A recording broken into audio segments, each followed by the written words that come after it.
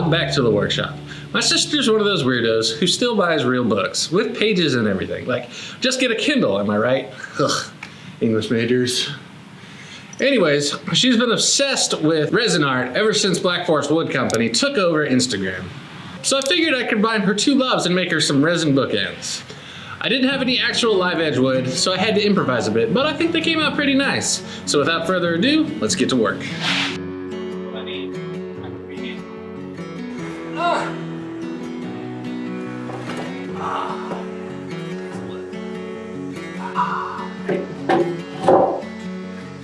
Got it.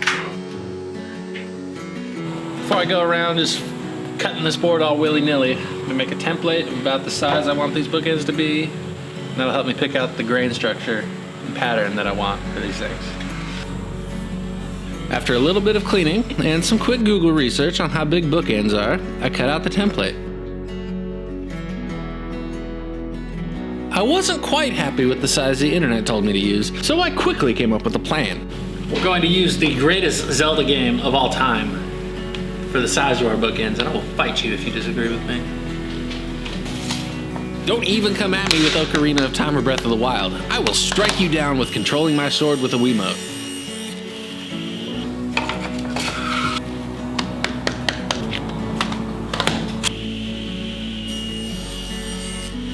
I drew a quick faux live edge on the template and cut it out with the bandsaw, just to get an idea of how the wood would look in its final form. I traced the template onto the walnut and then cut it to rough length on the miter saw.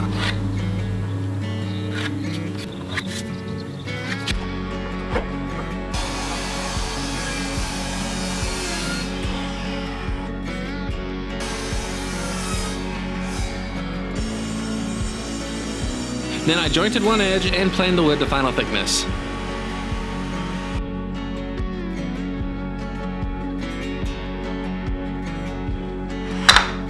Say that's pretty well jointed. Once all the milling was done, I cut the boards to final length. The advantage of leaving the boards long is that you can cut off any snipe that rude tool the planer left on your boards. Next, I drew out the lines for the faux live edge.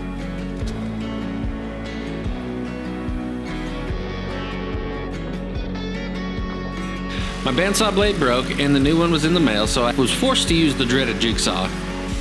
Next, I attacked it with an angle grinder to give it a more realistic look.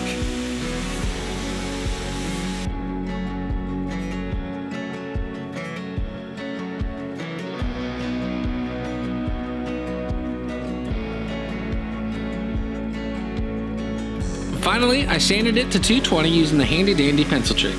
If you haven't heard of it, you draw a lot of lines on the piece and then sand it with one grit evenly until all the lines are gone. This makes sure that the wood stays perfectly flat and you don't accidentally hit one place too hard. Just work your way up through the grits doing the same thing, and it's as easy as that.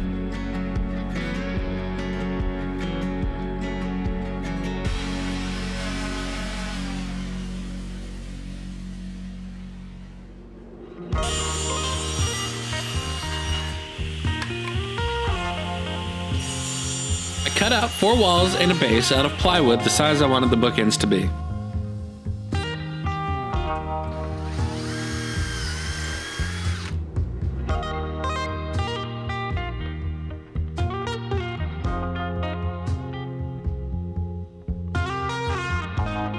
I covered the inside faces with Tyvek tape to help keep the resin from sticking to the wood.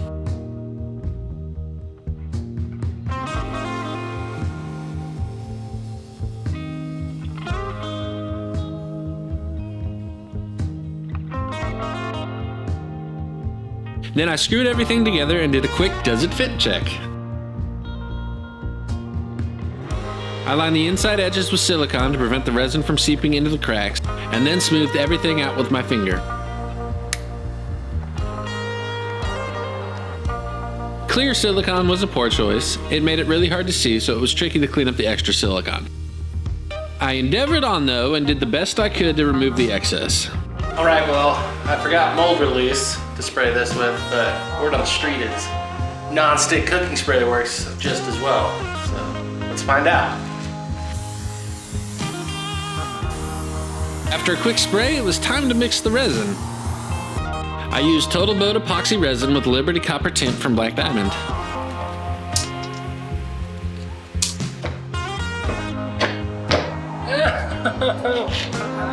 I hurted my little baby handsies opening the bottles, but after much whining, I recovered. I added resin according to the directions, then mixed in the tint. A little bit goes a long way. And finally, it was time for the first pour.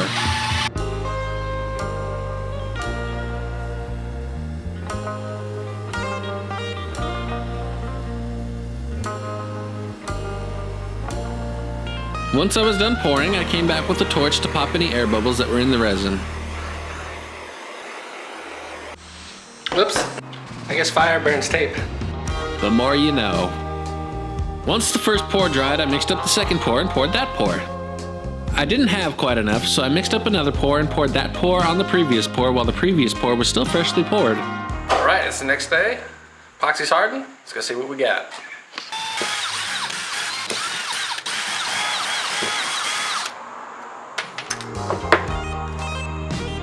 Turns out the non-stick cooking spray worked beautifully.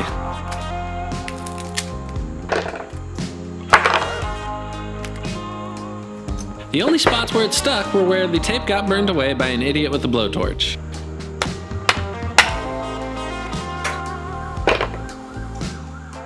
Alright, came out really easy.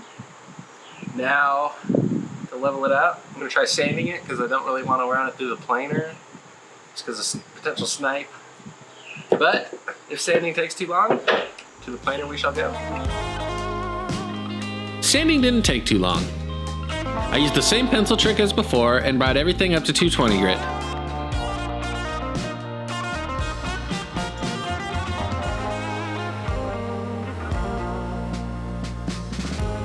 There was a little bit of seepage behind the walnut, so I clamped the boards together and used a hand plane to bring them back to flat.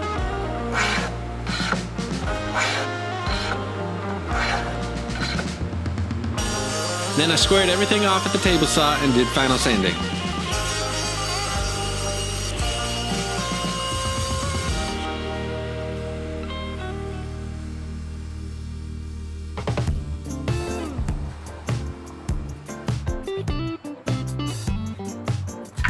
I had some leftover stainless steel from the bench scrapers that made for the perfect bases.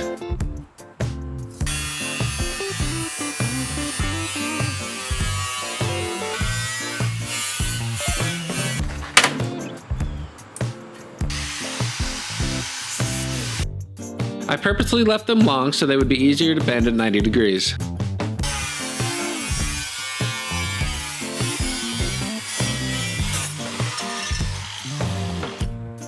I clamped one end to my vise, then bent it down and hammered the angle into it.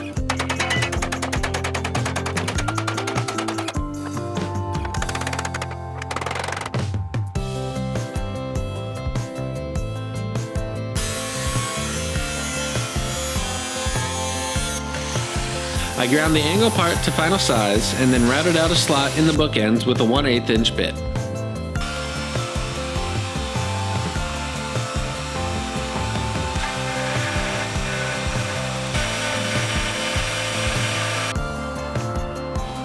I decided that the bookends were missing something and thought that a nice chamfer on the outside would look good. And boy, was I right.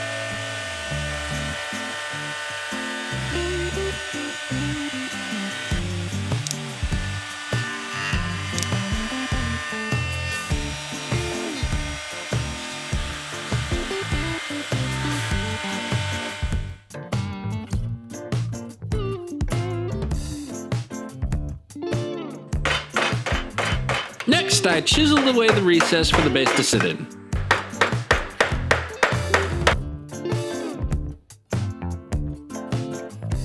However, it wasn't long before tragedy struck.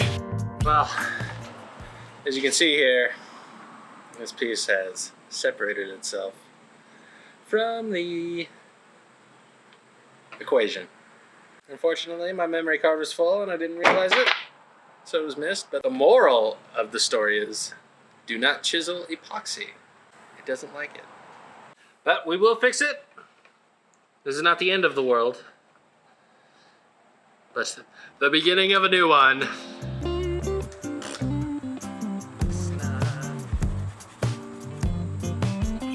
I mixed up some 5-minute epoxy and clamped it back together. After some sanding, it was as good as new.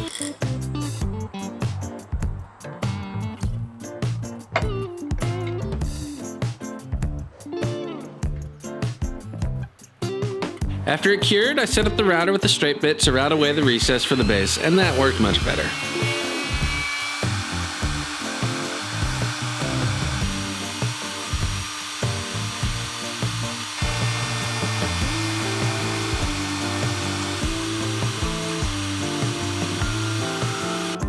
All I had to do was clean up the corners with the chisel instead of the whole thing.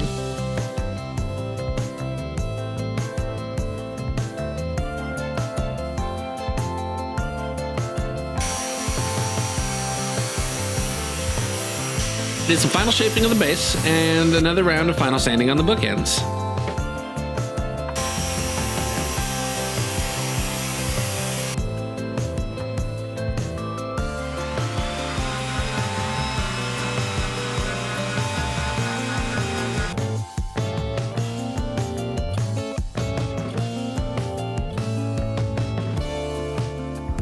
Then I mixed up some more 5-minute epoxy and glued the bases to the ends. I clamped it in parallel clamps so it would be at 90 degrees while the epoxy cured.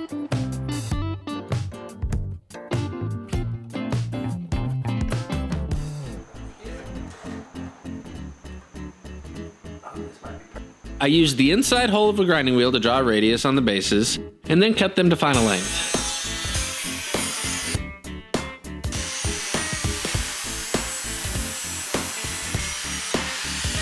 I ground out the radii,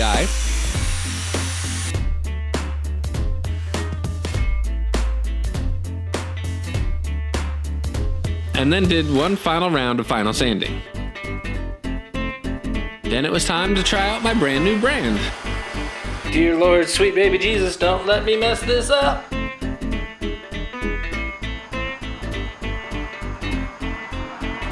Time for some boiled linseed oil and some wipe-on poly, and we're done.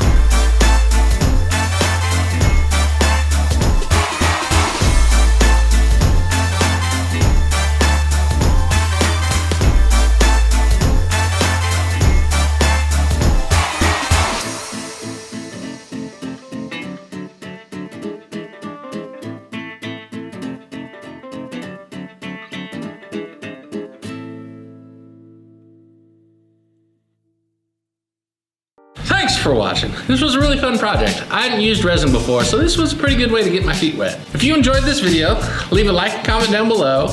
Or if you didn't enjoy the video, can you leave a comment down below letting me know what I could do better? Anyways, thanks again for watching. Make sure you hit that subscribe button and notification bell. Share this video with your friends. Check out one of these videos up here, and I'll see you on the next one.